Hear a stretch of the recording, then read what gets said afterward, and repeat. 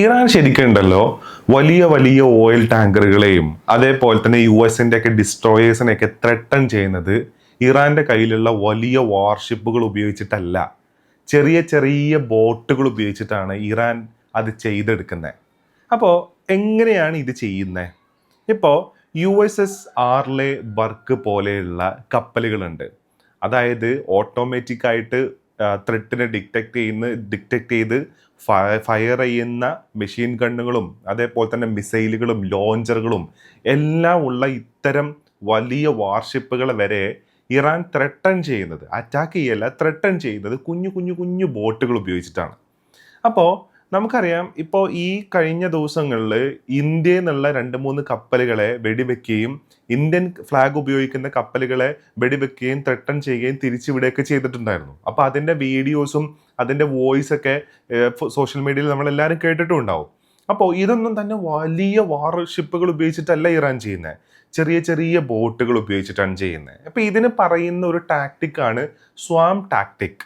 അതായത് ഈ USS ആർലെ brook, അതേപോലെ തന്നെ US സംവോൾട്ട്, അതേപോലെ തന്നെ USS മിഖായിൽ മൊൻസൂർ പോലെയൊക്കെയുള്ള US-ന്റെ ഡിസ്ട്രോയേഴ്സ് എന്ന് പറയുന്നതൊക്കെ സ്റ്റെൽത്ത് കപ്പാസിറ്റി ഉള്ള ഡിസ്ട്രോയേഴ്സ് ആണ്.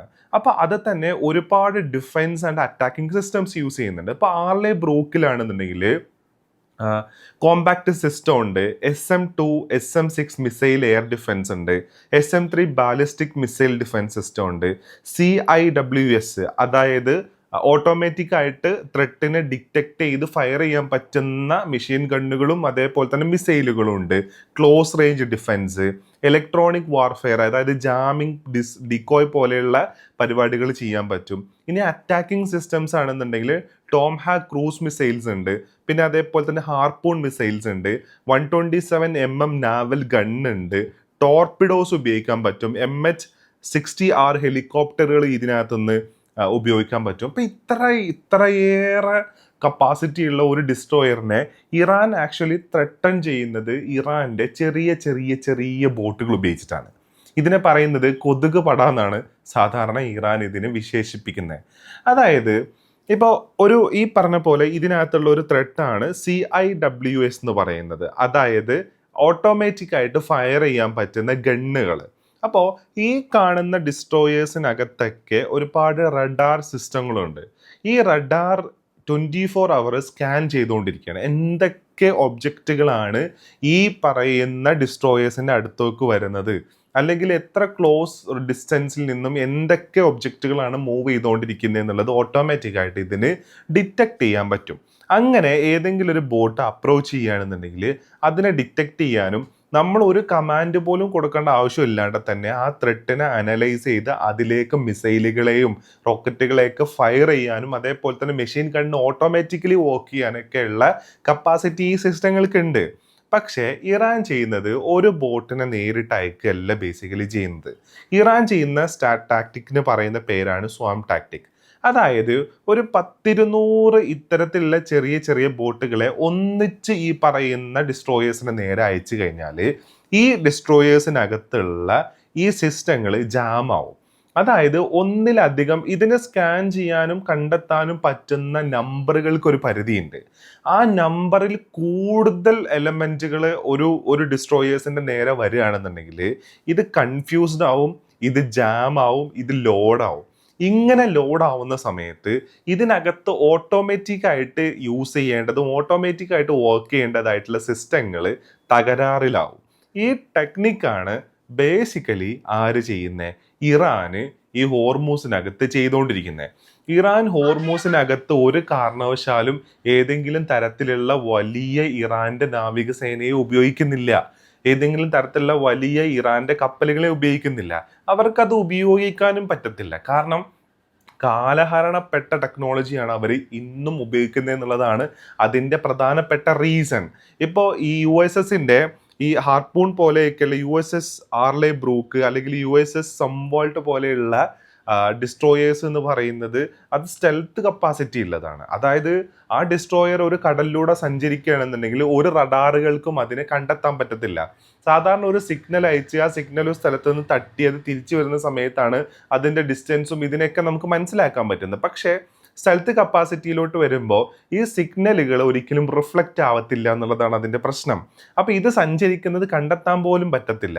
പക്ഷെ അവിടെയാണ് ചെറിയ ചെറിയ ബോട്ടുകൾ ഉപയോഗിച്ചിട്ട് ഇറാൻ ഇതിനെ ടാക്കിൾ ചെയ്യുന്നത്. പിന്നെ എന്ന് പറഞ്ഞാൽ കോസ്റ്റാണ്. അതായത് ഒരു ചെറിയ ബോട്ട് ഉപയോഗിക്കുമ്പോൾ വരുന്ന കോസ്റ്റും അതേപോലെ തന്നെ US ഇതുപോലത്തെ ഒരു ഡിസ്ട്രോയർ യൂസ് ചെയ്യുമ്പോഴുള്ള കോസ്റ്റും തമ്മിൽ ഒരു തരത്തിൽ നമുക്ക് ബാലൻസ് ചെയ്യാൻ പറ്റത്തില്ല എന്നുള്ളതാണ്. അതായത് ഈ ഒരു ഡിസ്ട്രോയർ വാങ്ങിക്കുന്ന പൈസ കൊണ്ട് ഇറാന് വേണമെങ്കിൽ 1000 ബോട്ടുകൾ നിർമ്മിക്കാൻ പറ്റും എന്നുള്ളതാണ് ഇതിൻ്റെ ഒരു പ്രത്യേകത. മാത്രമല്ല ഇറാൻ ഉപയോഗിക്കുന്ന ഇത്തരം ചെറിയ ബോട്ടുകളിൽ ഈ പറയുന്ന ആൻറ്റി ഷിപ്പ് ഗണ്ണുകളും അതേപോലെ തന്നെ ചെറിയ മിസൈലുകളും ഷോൾഡർ മിസൈൽ ലോഞ്ചറുകളെല്ലാം ഇവർ ഉപയോഗിക്കുന്നുണ്ട് എന്നുള്ളതാണ്. പക്ഷെ ഇതുകൊണ്ടൊന്നും തന്നെ ഒരു ഡിസ്ട്രോയറിനെ അറ്റാക്ക് ചെയ്യാനോ അതിനെ നശിപ്പിക്കാനോ അതിനെ കീഴ്പ്പെടുത്താനോ പറ്റില്ല എന്നുള്ളതാണ്. അത് ഒരു കാരണവശാലും പറ്റില്ല. ഇപ്പൊ 100 ചെറിയ ബോട്ടുകളെ അയക്കുകയും ഈ CIWS പോലെയുള്ള ഈ ഡിസ്ട്രോയേഴ്സിനകത്തുള്ള സംവിധാനങ്ങളെ ടാർഗറ്റ് ഹിറ്റ് ചെയ്യാനും പറ്റിക്കഴിഞ്ഞാൽ ചിലപ്പം ആ ഡിസ്ട്രോയറിനെ ചിലപ്പോൾ നശിപ്പിക്കാൻ പറ്റും. കാരണം ഓട്ടോമാറ്റിക് ആയിട്ട് ഫയർ ചെയ്യുന്ന സിസ്റ്റങ്ങളെല്ലാം അതോടുകൂടെ തകരാറാവും എന്നുള്ളതാണ്. പക്ഷേ ഇങ്ങനെ വേവിൽ ആടിക്കൊണ്ടിരിക്കുന്ന ബോട്ടിൽ നിന്ന് ഷോൾഡർ മിസൈലുകളോ അല്ലെങ്കിൽ ആൻറ്റി ഷിപ്പ് ഗണ്ണുകളോ ഉപയോഗിച്ചിട്ട് പ്രിസിഷൻ ടാർഗറ്റ് ചെയ്ത് അറ്റാക്ക് ചെയ്യുക എന്ന് പറയുന്നത് 100ൽ 1 പ്രാവശ്യം മാത്രമേ അത് സംഭവിക്കത്തുള്ളൂ എന്നുള്ളതും ഇതിൻ്റെ ഒരു ഡ്രോബാക്ക് ആണ്.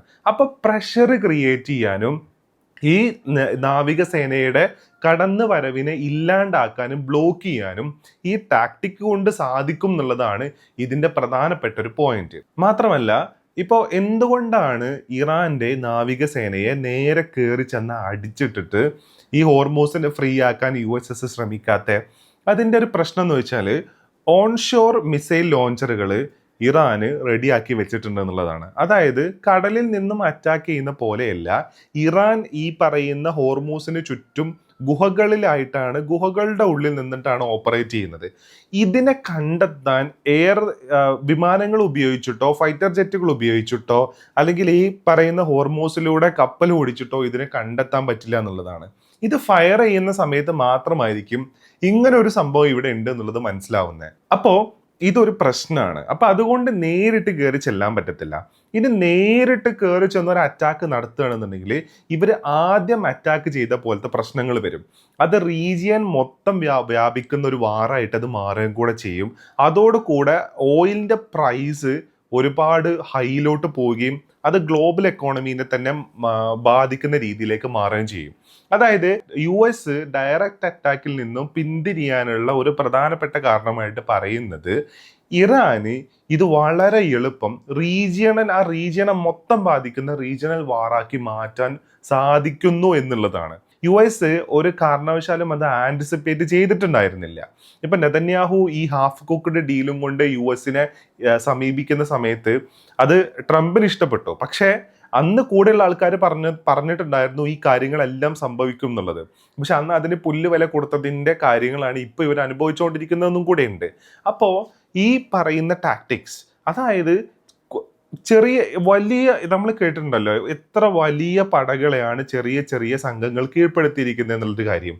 അത് തന്നെയാണ് ഇവിടെയും സംഭവിക്കുന്നത്. അതായത് നിങ്ങളുടെ കയ്യിൽ വലിയ ഡിസ്ട്രോയേഴ്സും വലിയ കപ്പാസിറ്റിയും വലിയ മിസൈൽ സിസ്റ്റങ്ങളൊക്കെ ഉണ്ട് എന്നുണ്ടെങ്കിൽ കൂടെ ചിലപ്പം ചെറിയ ബോട്ടുകൾക്ക് അതിനെ ഡിസ്ട്രോയ് ചെയ്യാൻ പറ്റും എന്നുള്ളതാണ്. പഴത്തിനകത്ത് പുഴുവായിട്ട് ചെന്നിട്ട് അതിനെ ഇല്ലാണ്ടാക്കാൻ പറ്റും എന്നുള്ളതാണ്. അതൊക്കെ നമ്മൾ കേട്ടിട്ടുണ്ട് ഇന്ത്യൻ മിത്ത് തന്നെ.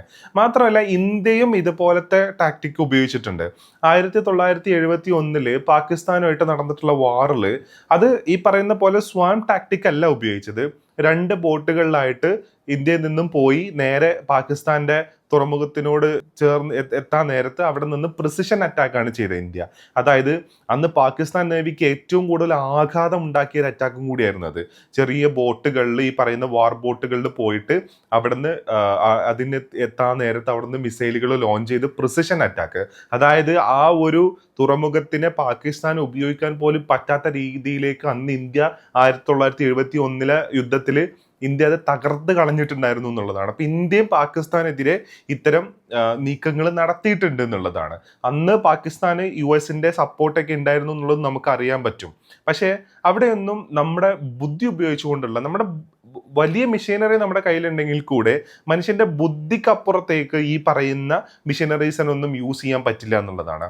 പിന്നെ അത് മാത്രമല്ല, ഇപ്പൊ വലിയ വാർഷിപ്പുകൾ ഹോർമൂസിലേക്ക് കടക്കുകയാണെന്നുണ്ടെങ്കിൽ മെനൂവറബിൾ എന്ന് പറയുന്നൊരു പരിപാടി ഉണ്ട്. അതായത് ഇതിനെ കൺട്രോൾ ചെയ്യാൻ അവിടെ പറ്റത്തില്ല. ഇപ്പൊ ഒരു 30 കിലോമീറ്റർ മാത്രം ഡിസ്റ്റൻസ് ഉള്ള, അത് തന്നെ ഏകദേശം 10-15 കിലോമീറ്ററിൽ മാത്രമാണ് ഒരു കപ്പലിന് സഞ്ചരിക്കാൻ ആഴമുള്ളത് എന്നാണ് പറയുന്നത്. അപ്പൊ അവിടെ നിന്ന് ഇതിനെ പെട്ടെന്ന് തിരിക്കുക, ഇതിനെ പെട്ടെന്ന് മാറ്റുക, ദിശ മാറ്റുക എന്ന് പറയുന്ന പരിപാടി നടത്താൻ ഈ വലിയ ഡിസ്ട്രോയറുകൾക്ക് കഴിയില്ല. പകരം ഇറാൻ ഉപയോഗിക്കുന്ന ചെറിയ ബോട്ടുകൾക്ക് ഈ മനൂവറബിൾ എന്ന് പറയുന്ന ഒരു പരിപാടി, അതായത് ഇതിനെ പെട്ടെന്ന് കൺട്രോൾ ചെയ്യാനും തിരിക്കാനും പെട്ടെന്ന് അറ്റാക്ക് ചെയ്ത് തിരിച്ചു പോകാനുള്ള കപ്പാസിറ്റി ഇറാന് വളരെയധികം കൂടുതലാണെന്നുള്ളതാണ്. അപ്പോൾ ഈ കാര്യങ്ങളെല്ലാം കൂടി വരുന്ന സമയത്താണ് ഇപ്പോഴും ഇറാന്റെ നാവികസേനയെ പേടിക്കണം എന്ന് പറയുന്ന ഒരു കാര്യം. വലിയ ലക്ഷങ്ങളും കോടിക്കണക്കിന് രൂപയും ഉപയോഗിച്ച് ഒരു അറ്റാക്ക് നടത്തുന്ന സമയത്ത് അതിൻ്റെ 1% പോലും ഇല്ലാത്ത കോസ്റ്റ് ഉപയോഗിച്ചിട്ടാണ് ഇറാന് ഈ പറയുന്ന US നാവിക്ക് ഒരു ത്രെട്ട് ക്രിയേറ്റ് ചെയ്യുന്നത് എന്നുള്ളതാണ്.